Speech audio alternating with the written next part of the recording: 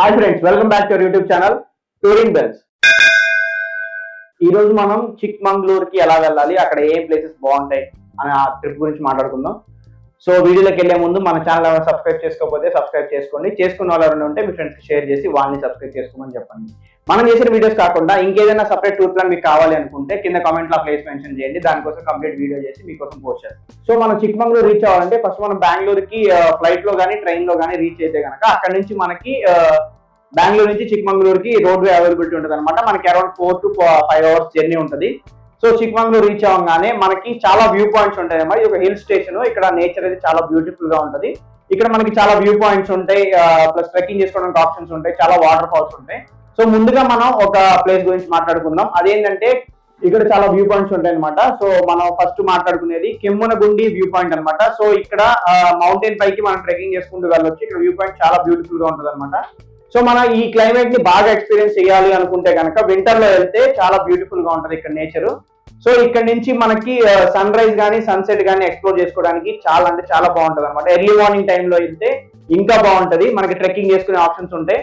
So మన ఈ view point చూసుకున్న తర్వాత మన నెక్స్ట్ స్పాట్ ఏంటి అంటే ముళ్ళయ్య నగరి అనమాట. ఇది కూడా ఒక వ్యూ పాయింట్ అనమాట. సో ఇక్కడ కూడా మనకి ట్రెక్కింగ్ చేసుకునే ఆప్షన్స్ ఉంటాయి. ఇక్కడ నేచర్ కూడా చాలా బ్యూటిఫుల్ గా ఉంటది. సో మోస్ట్ ఏంటంటే మనం ఈ ఆఫీస్ టెన్షన్స్, ఈ ప్రెషర్ నుంచి దూరంగా ఉండి మన మైండ్ రిలాక్స్ గా ప్లెజెంట్ గా ఉంచుకోవడానికి మనం ఇలాంటి హిల్ స్టేషన్స్ చూస్ చేసుకుంటాం. అందుకని ఇది one of the best hill stations అనమాట.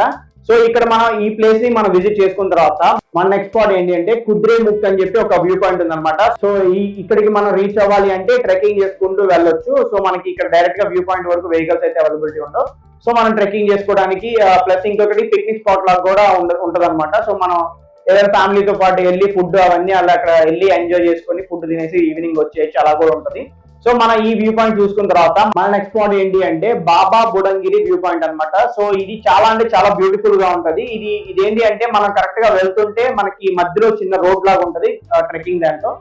ఈ బోత్ సైడ్స్ మనకి పెద్ద పెద్ద కొండలు లోయలు కనబడుతుంది అనమాట. సో కొంచెం డేంజరస్ ప్లేస్, కానీ జాగ్రత్తగా వెళ్ళండి.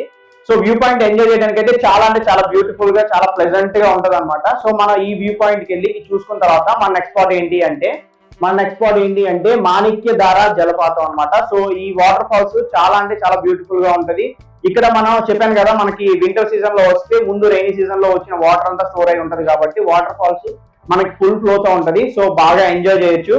సో మన ఈ వాటర్ ఫాల్స్ చూసుకున్న తర్వాత మన నెక్స్ట్ స్పాట్ ఏంటి అంటే కళ్ళతిగిరి వాటర్ ఫాల్స్ అనమాట.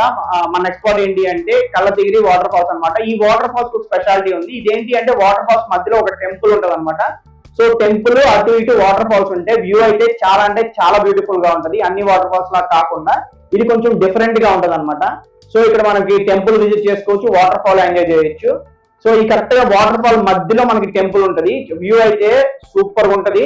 సో మన ఈ స్పాట్ చూసుకున్న తర్వాత మన నెక్స్ట్ స్పాట్ ఏంటి అంటే హనుమానగుండి వాటర్ ఫాల్స్ అనమాట. సో ఈ వాటర్ ఫాల్స్ కూడా చాలా బ్యూటిఫుల్ గా ఉంటుంది. ఇది చాలా హైట్ లో ఉంటది అనమాట. చాలా ఎత్తు నుంచి వాటర్ పడుతుంటే కింద మనం వాటర్ ఫాల్స్ లో అయితే బ్యూటిఫుల్ గా ఎంజాయ్ చేయొచ్చు. సో ఈ వాటర్ ఫాల్స్ చూసుకున్న తర్వాత మన నెక్స్ట్ స్పాట్ ఏంటి అంటే కాదంబి వాటర్ ఫాల్స్ అనమాట. సో ఈ వాటర్ ఫాల్స్ కూడా చాలా బ్యూటిఫుల్ గా ఉంటది. ఇక్కడ మనం ఎంజాయ్ చేసుకున్న తర్వాత మన నెక్స్ట్ స్పాట్ ఏంటి అంటే హెబ్బే వాటర్ ఫాల్స్. ఈ వాటర్ ఫాల్స్ లో మనకి చాలా మూవీ షూటింగ్స్ కూడా జరిగినాయి. సో ఈ వ్యూ చూసుకుంటే మీకు అర్థమవుతుంది అనమాట. చాలా మూవీ షూటింగ్ లో ఈ సీన్, ఈ లొకేషన్ ఉంటది. సో ఇది చాలా అంటే చాలా బ్యూటిఫుల్ గా ఉంటది. ఇంకా మనకి ఇక్కడ దగ్గరలో చాలా వాటర్ ఫాల్స్ ఉన్నాయి అనమాట. ఇవైతే ఇంకా బాగుంటాయి ఇప్పుడు నేను చెప్పినవి. సో కాదు అనుకుంటే ఇంకా ఎక్స్ప్లోర్ చేయాలి, మీకు ఇంట్రెస్ట్ ఉంటే ఇంకా దగ్గరలో చాలా వాటర్ ఫాల్స్ ఉన్నాయి, అవి కూడా మీరు ఎక్స్ప్లోర్ చేయొచ్చు. ఈ వాటర్ ఫాల్స్ అన్ని చూసుకున్న తర్వాత మన నెక్స్ట్ స్పాట్ ఏంటి అంటే కుద్రేముఖ్ నేషనల్ పార్క్ అనమాట. సో ఇక్కడ మనం వైల్డ్ లైఫ్ ని ఎక్స్ప్లోర్ చేయొచ్చు. మనకి ఇక్కడ చుట్టుపక్కల మంచి డిఫరెంట్ టైప్స్ ఆఫ్ బర్డ్స్, జింకలు, ఇంకా చాలా డిఫరెంట్ టైప్ ఆఫ్ యానిమల్స్ ని ఎక్స్ప్లోర్ చేయొచ్చు అనమాట. సో ఇది చాలా అంటే చాలా ప్లెజెంట్ గా చాలా బ్యూటిఫుల్ గా ఉంటుంది. సో మనం ఇది చూసుకున్న తర్వాత మనకి ఇక్కడ దగ్గరలో ఇంకొక టెంపుల్ కూడా ఉందన్నమాట. ఆ టెంపుల్ పేరు ఏంటి అంటే శృంగేరి శారదా దేవాలయం అనమాట. ఇది one of the oldest temple.